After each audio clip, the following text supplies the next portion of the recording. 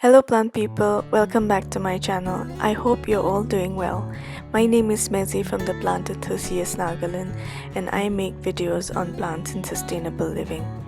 In today's video, I will be talking about cinnamon and its usage in our garden. Cinnamon powder acts as a natural deterrent for ants. So if you're someone who does not like ants walking around, you can simply take the cinnamon powder and put it on the soil and around the pot.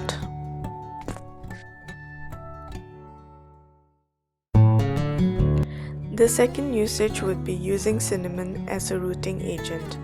Now if you don't have the one that you get in stores, you can use cinnamon powder as a rooting hormone because it stimulates root growth for any plant variety. So if you have fresh cuttings, you can simply dip it in some cinnamon powder and plant it.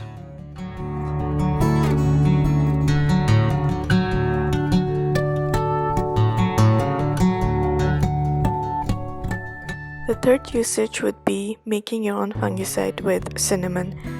Take some cinnamon and pour some warm water in it. Stir it and leave it overnight.